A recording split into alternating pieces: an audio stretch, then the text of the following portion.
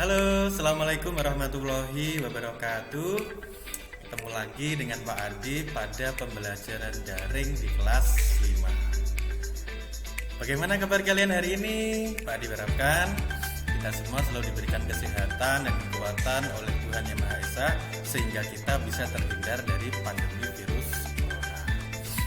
Anak-anakku, hari ini kita akan belajar subtema 2 pembelajaran 3, yakni mengenai kondisi penduduk dan juga kebudayaan di Indonesia. Nah, silahkan kalian buka buku tema 1 kalian di halaman 76.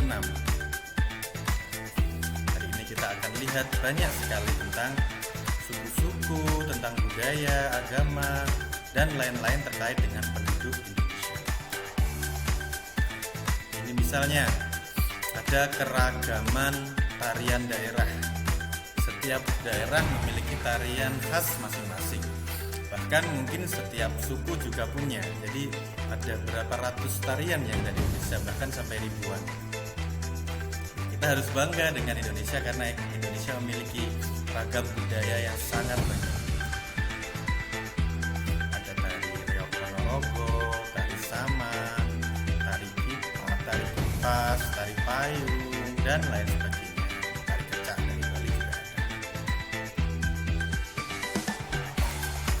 Itulah Indonesia, tidak hanya kaya sumber daya alamnya saja, tetapi juga kaya tentang kondisi kependudukan di Indonesia. Budayanya sangat banyak. Di Indonesia ada sekitar 254 juta manusia. Ini pada tahun 2010. 10 tahun lagi, tahun sekarang ini sudah berapa ya jumlah penduduk Indonesia? Dan itu tersebar di 13.000 lebih pulau.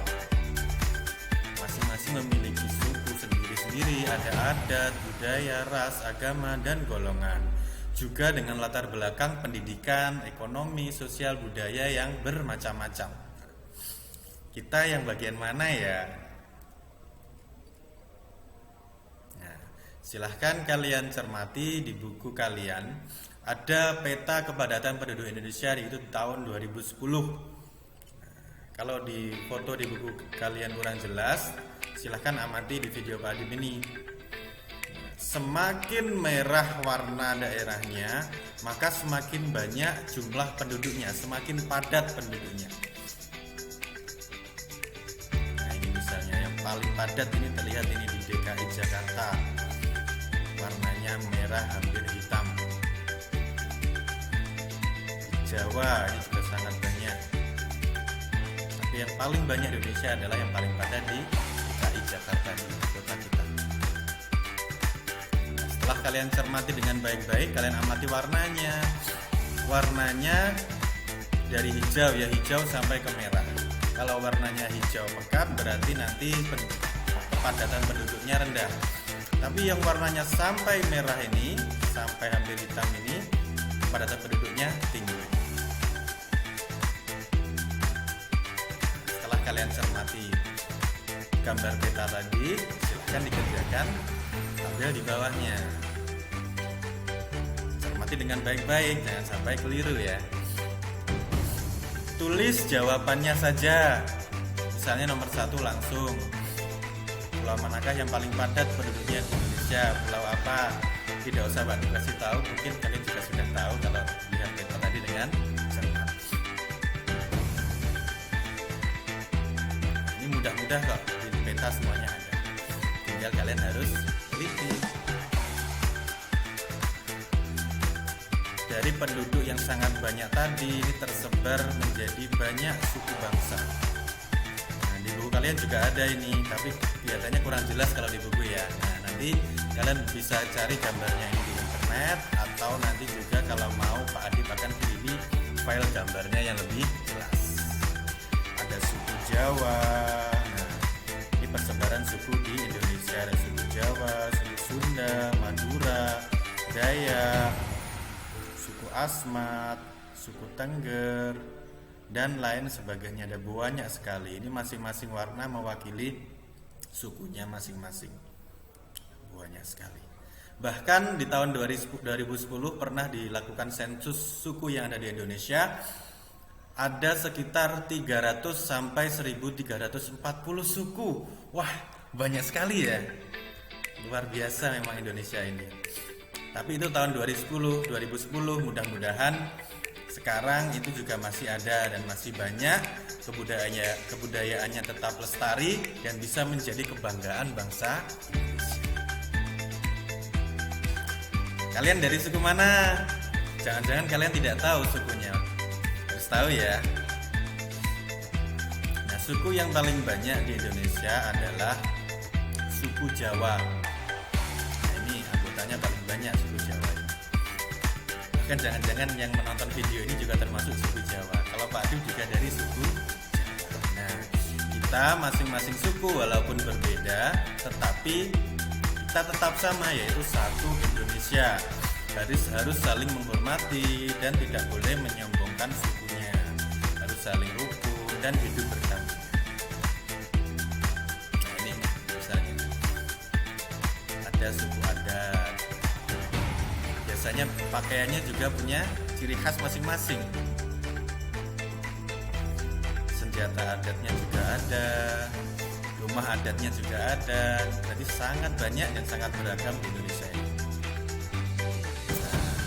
Sekarang kalian cermati, ada di buku halaman 79 ada pulau dan ada gambar suku-sukunya.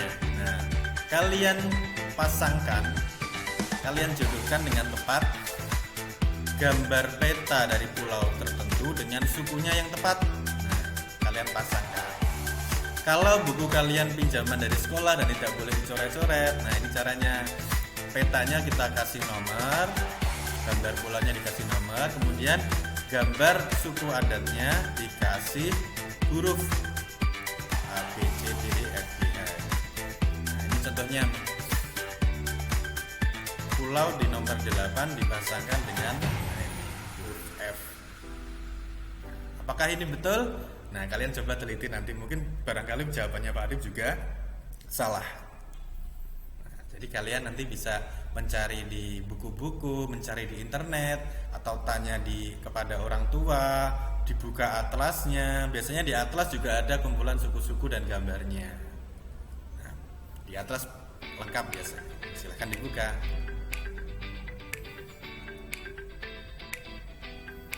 Nah, setelah mempelajari tentang penduduk atau kekayaan yang ada di Indonesia, kekayaan budaya, sekarang kita juga akan membahas desa kita sendiri. Jangan sampai kita tahu Indonesia yang luas, tapi desa kita sendiri kita justru kurang tahu. Ini ada juga di buku. Nah, silahkan dibuka di buku kalian halaman 81. Kita ceritakan desaku yang kaya. Kaya akan apa? Kaya akan kekayaan alam, penduduk, bangsa dan lain sebagainya. Misalnya Pak Adib akan ceritakan desanya Pak Adib, yaitu Desa Soso, kecamatannya Gandusari, Kabupaten Blitar. Ini sebenarnya tugas untuk wawancara kepada perangkat desa ke kantor kelurahan. Tetapi karena kita sekarang pada kondisi pandemi, nah kita usahakan di rumah saja, jangan ke tempat-tempat yang ramai. Bahkan biasanya kalau ke kantor desa mungkin kalian nanti akan ditolak karena supaya kita terhindar dari virus corona, menghindari keramaian. Nah, untuk itu yang poin A, yang fisik ini, kondisi fisik yang luas, karena kita tidak tahu kalau tidak bertanya kepada perangkat desa, jadi kita kosongi saja yang luas, tidak apa-apa. Kemudian batas-batasnya, nah misalnya desanya Pak Adib di Desa Soso, batas utaranya Desa Sumbung, kemudian timur Tegalasri, selatan Desa Babatan, dan barat Desa Ngaringan. Kemudian diceritakan kondisi alamnya, ini yang paling penting ini. Kalau desanya Pak Adib kebetulan berada di kaki Gunung Kelut, jadi di sana pasti banyak pepohonan, sawahnya sangat luas. Ada sungai besar yang mengalir di desanya Pak Adib, ada Sungai Soso dan Sungai Leksor. Selain itu ada ikon juga, ini ada Waduk Nyunyur. Nah, Waduk Nyunyur itu salah satu waduk yang ada di Desa Soso. Desanya Pak Adib sangat asri dan hijau karena banyak tanaman dan sekarang kondisi non fisiknya bagaimana? Agama, desanya Pak Adib agamanya juga beragam. Ada agama Islam, Kristen, Katolik, Hindu, dan lain sebagainya. Sukunya apa saja? Nah, yang Pak Adip tahu ini ada suku Jawa, ini yang banyak ini. Mungkin di tempat kalian juga ini suku Jawa. Kemudian ada juga suku Madura. Ini biasanya pendatang yang membuka usaha warung sate. Nah, ini paling terkenal, ini sate Madura, terkenal dengan ciri khas rasanya yang sangat enak. Kemudian tingkat ekonomi, bagaimana ekonominya di desa kalian, orang-orangnya.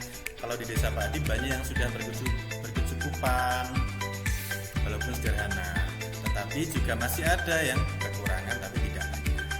Untuk tingkat pendidikan, kalau kalian tidak tahu karena tidak bisa wawancara ke petugas atau perangkat desa, silakan dikosongi saja. Tapi kalau ditanyakan orang tua kalian atau keluarga kalian ada yang tahu, ya silakan diisi, tidak apa-apa. Kerjakan sebisanya, tidak usah ke kantor desa, nanti malah berbahaya, ada resiko tertular virus. Nah, ini yang Pak diceritakan, waduk Gelombang Gede di Dusun Nyunyur, Desa Soso, Kecamatan Gandusari. Katanya segar sekali ya ini. Airnya masih bersih, jernih. Di desanya Pak Adip kebetulan airnya jernih, jadi sungai-sungainya itu juga jernih. Terus ambil sumber air ini juga dari kaki Gunung Kelut, langsung dari sumber. Sekarang tugas kalian ceritakan kondisi alam di desa kalian, yang terutama kondisi alamnya. Untuk kondisi non fisiknya juga silakan dikerjakan, tetapi sebisanya saja. Jangan lupa dikasih tahu nama desanya, supaya desa kalian nanti Pak Adip bisa tahu dan barangkali ada hal yang menarik di desa kalian. Pasti Pak Adip juga. Nah, anak-anak di Indonesia itu yang paling banyak budayanya, yang paling banyak pulaunya, paling banyak lautan-lautannya, tetapi juga banyak agama. Bahkan mungkin di Indonesia ini memiliki agama yang paling banyak dibandingkan negara lain. Selama ini yang tercatat ada 6 agama, yaitu agama Islam, agama Kristen, Katolik, Hindu, Buddha, dan Konghucu. Banyak sekali ya di Indonesia. Bahkan ada aliran-aliran kepercayaan yang lain juga dengan agama-agama yang berbeda. Ini Indonesia memiliki keragaman agama yang paling banyak. Setiap agama memiliki aturan masing-masing. Tentunya setiap agama berbeda ya. Kalau Islam dengan tata cara ibadahnya masing-masing, kalau Kristen dengan tata cara yang lain, Hindu, Buddha, Konghucu juga demikian. Walaupun berbeda, tetapi semua agama Pak Adip yakin itu pasti mencintai kedamaian. Tidak ada agama yang mengajarkan permusuhan atau peperangan. Nah, karena di Indonesia itu memiliki keragaman agama yang sangat banyak, jadi toleransi itu menjadi hal yang utama. Toleransi menjadi hal yang sangat penting. Nah, karena itu kita perlu menjalankan yang namanya tri kerukunan umat beragama. Apa saja? Tri itu artinya tiga kerukunan umat beragama. Itu yang pertama, kerukunan sesama agama. Misalnya kalau kalian beragama Islam, nah juga harus rukun dengan sesama agama Islam. Jangan sampai kita sesama agama Islam justru malah bertengkar, bermusuhan, itu tidak baik. Kemudian yang kedua, kerukunan beda agama atau antar umat beragama. Misalnya agama Islam dengan agama Kristen atau yang lainnya. Kalian misalnya punya teman beragama Kristen atau Katolik, nah, kita juga harus menghormatinya. Ketika beribadah kita persilahkan. Misalnya ketika hari Minggu mereka mau beribadah, ya kita harus persilahkan. Kalau mau bermain ya nanti setelah beribadah. Kemudian yang ketiga, kerukunan antara agama dengan pemerintah. Nah, ini juga penting. Agama kita kan kita berada di Indonesia, jadi juga harus rukun dengan pemerintah negara Kesatuan Republik Indonesia. Sehingga tercipta kerukunan umat beragama di Indonesia. Sangat penting. Kata kuncinya adalah toleransi. Itu kita harus pegang teguh dan harus kita selalu terapkan dalam kehidupan sehari-hari, toleransi umat beragama. Nah ini, walaupun berbeda agama tetapi kita satu Indonesia. Nah sekarang kalian cermati, nah ini kalian cermati, ada tabel di buku kalian. Nah kita akan mencoba mengulas nilai-nilai apa saja yang terdapat dalam sila-sila Pancasila. Misalnya sila yang pertama, nah kita sudah bahas tadi ya tentang keagamaan. Nilai apa saja yang ditonjolkan atau yang penting untuk dilakukan, yaitu pertama nilai religius dalam beribadah. Kemudian ada nilai toleransi dan juga nilai cinta agama. Ini sangat penting. Nah yang lainnya nanti kalian kerjakan sendiri. Misalnya sila 2 ada nilai tolong menolong. Sila ketiga ada nilai kerjasama, sila keempat ada musyawarah, sila kelima dan seterusnya. Pasti ada banyak sekali. Masing-masing setidaknya kalian isi 2 nilai luhur atau nilai yang baik, nilai yang bisa diterapkan, nilai-nilai yang baik. Terakhir pesan Pak Adib, walaupun kita berbeda-beda budaya, berbeda-beda agama, suku dan lain sebagainya, tapi selalu pegang teguh dan terapkan semboyan kita, yaitu Bhinneka Tunggal Ika. Walaupun berbeda-beda, tetapi kita tetap satu Indonesia.